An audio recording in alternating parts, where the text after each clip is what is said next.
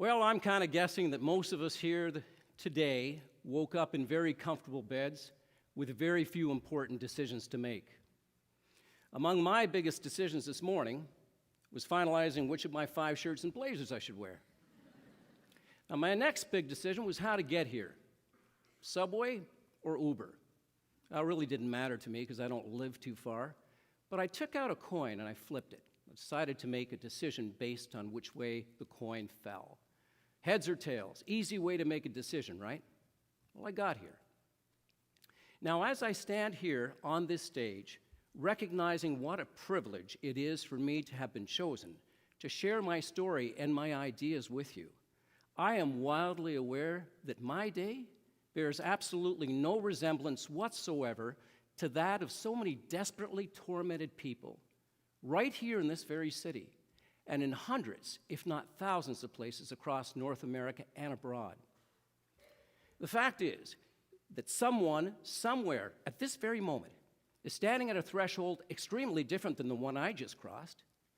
Their decisions and choices will have nothing to do with the pace they use to get to center stage or how to stress a key point in their talk. No, their decision will involve a profoundly different and major choice, and that is, do I or do I not join the ranks of terrorism today and fight for a cause I may or may not believe in? Imagine having that to contemplate over your morning coffee. And their decision, my friends, won't be based on which way the coin flips. And here, in this very city, a child ran away from home after being repeatedly abused. You know the kind of abuse I'm talking about. Sexually, emotionally, and physically. And they ran away because they felt that there was no other option available to them. And that young person, and this happens so often, that young person is standing at a crossroad of their own, tired and hungry, deciding whether or not to jump into a minivan that just pulled up and accept a man's offer of $20 to perform a sexual act that up until now had been forcibly taken from them. And you know what? In most cases, they always do. Because as tired, hungry, and desperate as they are, with no other place to go, he or she still needs to survive.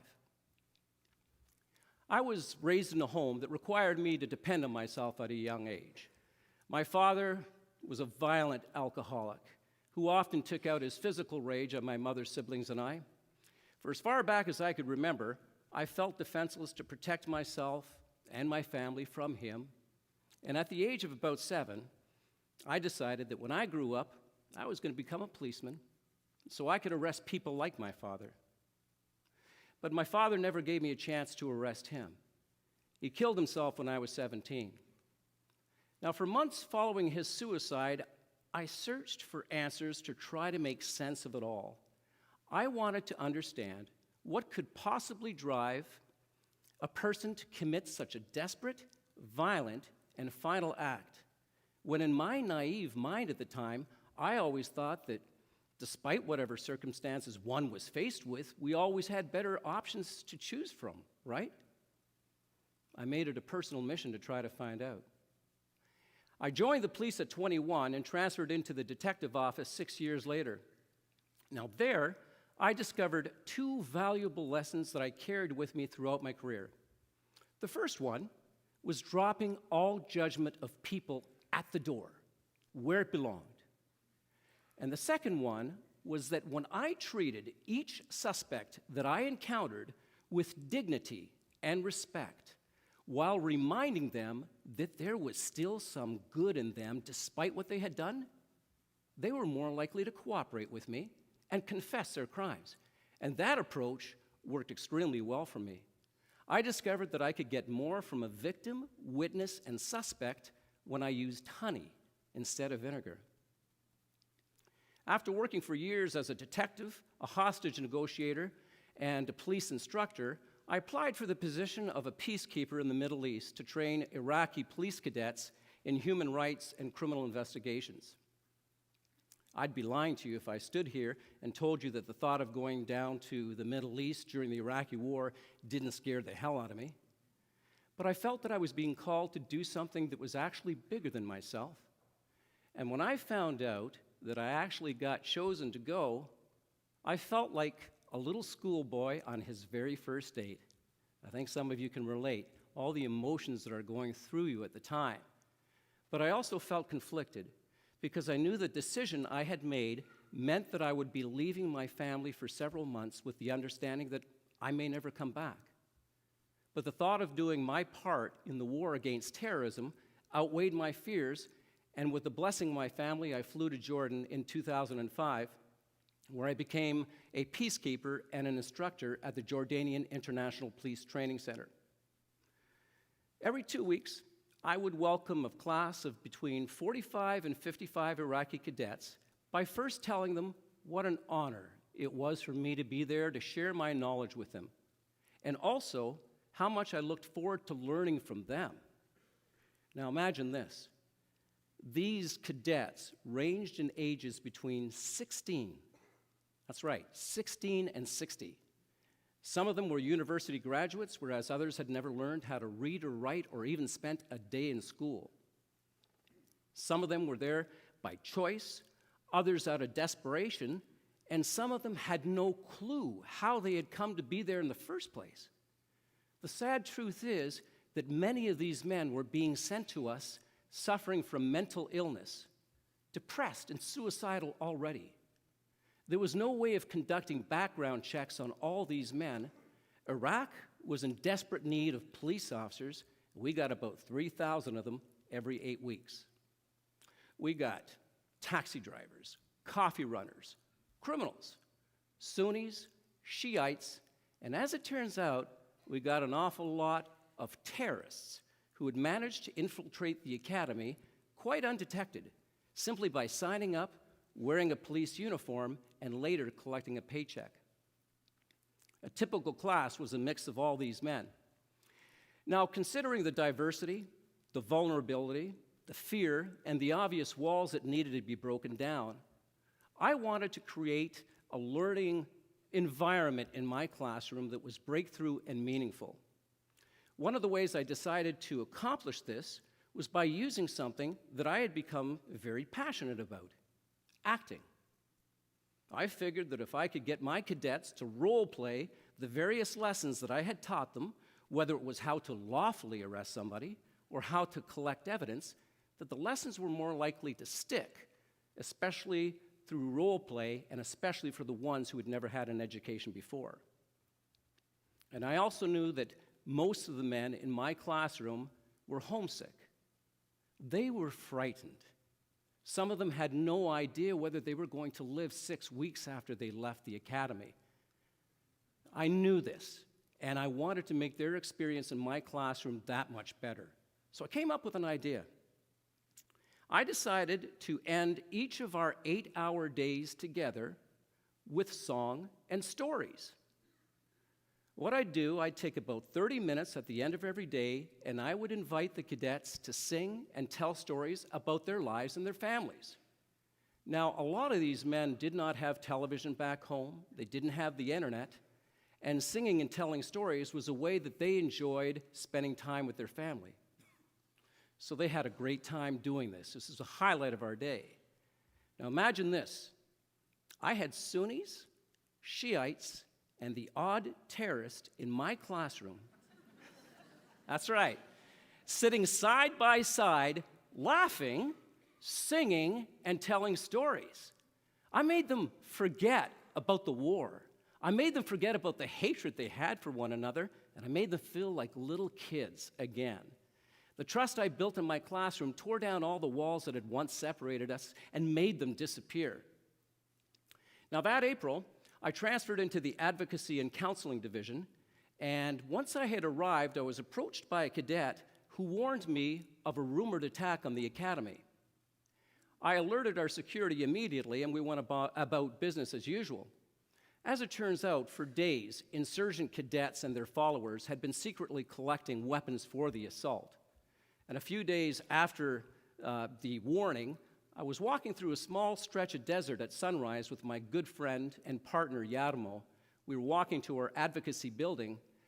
when we found ourselves surrounded by 40 of these angry, armed insurgent cadets. With no security in sight and no exit available to me, I kind of thought that my day had taken a turn for the absolute worst. And one of the only thoughts going through my fear-riddled mind was whether or not I was going to get to see my daughters again. I honestly thought this was my day to go. Now, the mob reached in, and I was not armed, but I knew one thing, that despite the fact that I wasn't armed, I was going to fight with everything that I had because I, too, wanted to survive. So they reach in and they grab us. And as I begin to fight the fight of my life, I hear one of the men in that crowd, those 40 guys, yelling my name, Mr. Paul, Mr. Paul. He started shouting other things in Arabic, but without my wonderful Jordanian language assistants at my side, I had no idea what was being said. I was just fighting, you know? And almost as suddenly as they had grabbed us, they released us. And the circle then parted.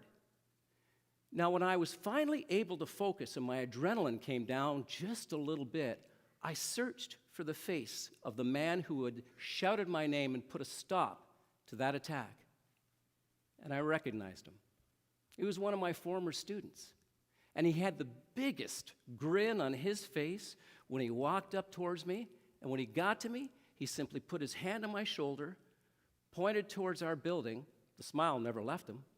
And he said, "Go, Mr. Paul, go." And Yadamo and I escaped unscathed. Now, when I think back to our safe passage that day, I honestly attribute it to the way in which I had treated each of my students with dignity and respect, and to the bonds that we were able to forge in my classroom through our mutual experiences together. And despite the fact that that cadet, the one who had shouted my name, had slipped into the darkness of terrorism that day, plotting the beating and or death of internationals, humanity still lived in him, and he decided to set us free. When I think of some of the decisions that we make here back at home, we're often encouraged to believe that the rewards will outweigh the risks. But that is not always the reality, and it certainly isn't the reality for many people in the Middle East. I want you to try to put yourself into the shoes of the next young cadet I tell you about. He had just arrived at the academy about a week before coming to see me. He was 30 years old, married with 3 children. His youngest was an infant, and his parents lived with him. Now, he was their sole provider, and the only means of income that he had was selling coffee at a small stand in his village. So needless to say, they weren't doing all that well. Now, the academy in which I worked at offered good wages for 8 weeks training, enough to feed this man's family for about 6 months, so he decides that he's going to join. After he made his announcement public, he was approached by another man who offered him a different way to provide for his family. That man offered to feed, clothe, and shelter this cadet's entire family forever. He also promised that the cadet's children would have a good school to go to, and that he himself, the cadet, would have his picture hung on a wall of honor somewhere. And all he had to do to get these wonderful riches was join the man's jihad, strap on a suicide vest, and complete one mission. For days following that offer, terrorists dropped warnings outside this man's home, advising him that he had better take them up on their offer or suffer the consequences. Well, guess what? He didn't. He came to the academy, and now, a week after arriving at the academy, he was sitting in my office because he couldn't reach his family for a once-a-week 10-minute telephone call to them. I wish I could tell you that the story ends well for this cadet, but I can't. Following my investigation, I was the bearer of devastating and heartbreaking news when I informed this man that his entire family including his infant child, had been slaughtered, executed by the very terrorists who just a few weeks earlier had promised to take care of them forever. Why? Because he said no to terrorism and no to becoming a suicide bomber. Now that same recruiter will follow and find another young man, and he will provide that man with the same offer he gave my cadet. And he will use this horrific story to intimidate the next young man into saying yes. And the cadet who said no to terrorism, no to becoming a suicide bomber, will have to live with the consequences of his decision forever. Now, by sharing these stories with you, I am not suggesting that we feel sorry for all terrorists, or to believe that each and every terrorist is forced by circumstances to do what they do, or even to believe that there is humanity within terrorism. Because the truth is that the paralyzing ideologies and religious fanaticism in so many deeply rooted and committed terrorists are so bleak, so cruel, and so irrational that it is unimaginable to find humanity within terrorism as a whole. What I am suggesting for us to do is not to look at it or any other unimaginable decision or problem for that matter as a whole. Whether it's terrorism or criminal behavior, let's pick the act or circumstance apart first for the purpose of conducting our own investigation into what may have led the individual to choose the path they chose. What may often lure a person to become a terrorist or to choose a life of crime, homelessness, or addiction is not always as clear as we may think. And despite the choices that one makes, I believe that humankind has the inherent capacity for virtue. If it weren't so, we would have destroyed each other a long time ago. Yes, terrorism, the act, is horrendous, but if we remove the act for just a moment for the purpose of examining how the decision was made to join, and if we then examine the very core of the decision maker, we would find that we're not all that different. We all laugh, love, bleed, and cry in the same way. We were all born to the same earth, and we became part of the same race, the human race, and we're all motivated to survive.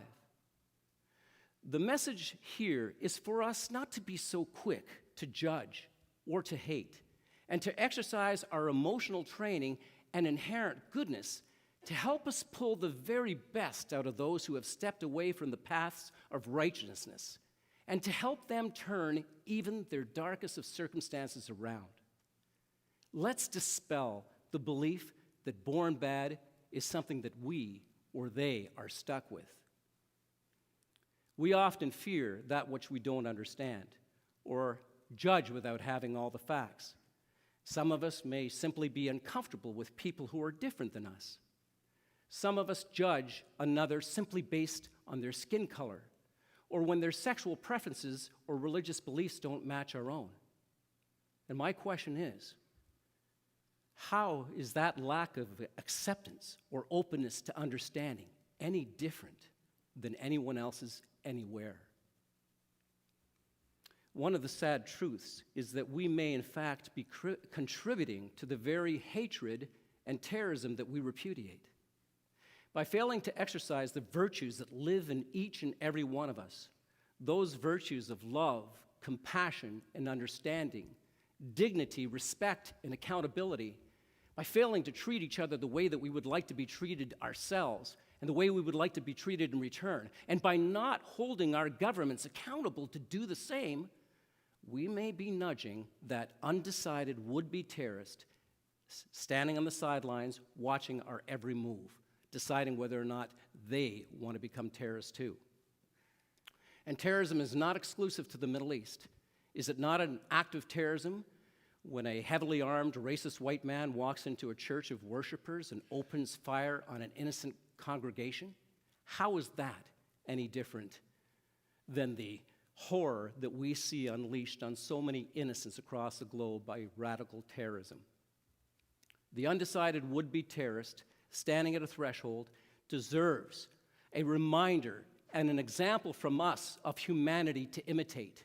If what he or she sees are people who are indifferent to their culture, their values, or their lifestyle, or people who are critical of another person's skin color, sexual orientation, or religious beliefs, what message is that impressionable young individual likely to adapt? So how do we go about finding humanity within terrorism, within the individual or would-be terrorists? Can terrorists and criminals be reached and hearts changed? Believing that they can and choosing to embody the humanity that I saw in each of my cadets is what saved my life in the Middle East. And I believe that if we each become these living examples of humanity, we will save and improve the lives of so many others as well. Let's take a very quick look at the flip side of that coin. What do we risk if we continue to see those who have stepped away from righteous paths as individuals without humanity? Or if we perpetuate the lack of humanity that we see in so many places across the globe? Here in Canada, we are fortunate to have our rights and freedoms protected, but for some in this very country, that's not always the case. Why are some of us so quick to judge and to jump to conclusions, or to avoid interaction with people who appear different than we are, to avoid it completely? Why are some of us so quick to turn away from popular media after hearing or seeing something that just cries out to us to say, enough is enough. We're better than this. We can make a difference. Why have our governments and lawmakers enacted laws that take away the rights of some groups only to give them to others? Wow. Let's step back, take another look, and ask ourselves, could a kind gesture, or a warm hello, or a sincere smile make a difference to the recipient and help them make a better choice? And my question to you is, what are you doing to make their lives more bearable? Thank you.